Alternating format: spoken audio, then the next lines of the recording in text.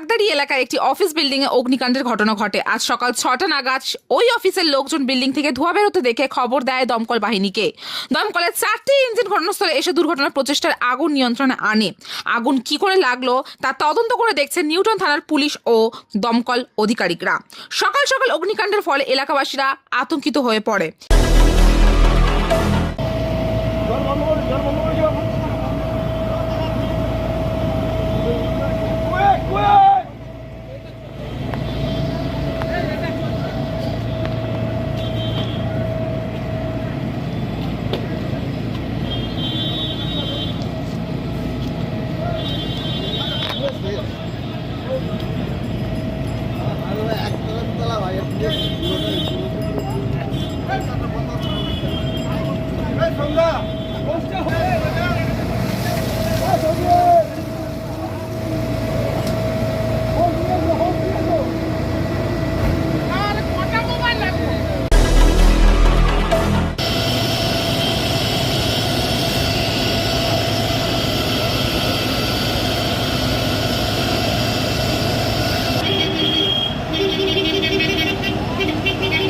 ক্যামেরায় জয়ের সাথে আমি রিঙ্কি, নিউজ কলকাতা 24।